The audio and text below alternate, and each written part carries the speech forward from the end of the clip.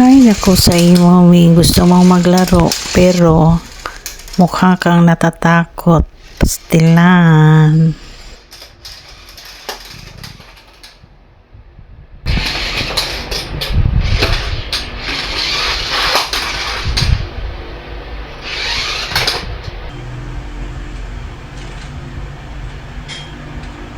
Ikapoy na siya, Mami.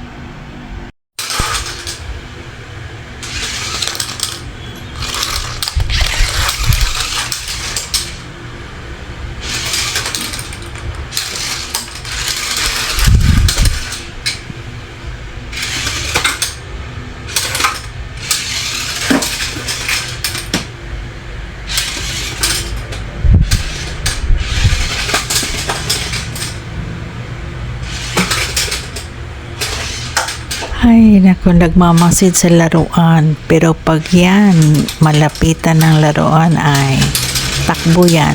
For sure.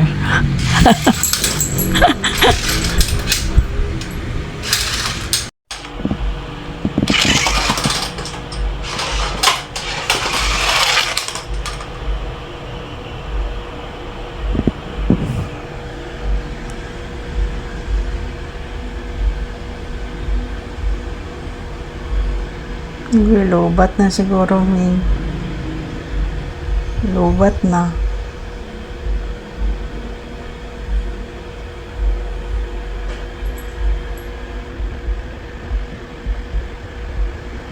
Lobat na, Ming.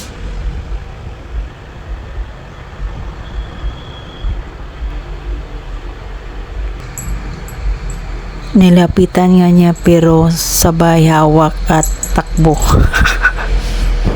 Uy, anong ginawa mo dyan? Hello peoples, time for unwrapping. Binili po ito ng anak ko. Ang reason talaga kung bakit ako nagpabili ng insenso dito sa aking anak dahil meron akong nakikitang mga lalaki dito sa amin. Yung dumadaan ba, yung nakakulay brown talaga siya lahat, tapos meron ding white polo. Mababait naman dahil hindi naman sinasaktan. Parang feeling ko lang taga dumadaan lang sila. Yung naka-brown talagang dumadaan siya before 4 p.m. Tapos yung naka-white, palagi ko siyang nakikita before 12 noon dumadaan. Kaya feeling ko din daanan tong bahay namin dahil maraming kakahuyan dyan sa likod. Maraming mga mangga, malalaking mangga. At pinipilit ko talagang hindi ako magbiblink para makita ko ang kanilang mga mukha pero hindi talaga makita As in maka-identify ako na lalaki. Tapos yung mga damit nila naka t-shirt at saka naka pants. Ganito ko sindihan ang insenso. Tapos dapat sa altar mo talaga ilagay yan. Kaso dito kasi sa aming sala, ang altar namin parang ganyan lang ba sa wall, walang lalagyan. Kaya dito ko na lang palaging ginagawa. Tapos, before mo syempre sindihan, dapat mag-offer ka ng prayers para doon sa pantakwil, ganun.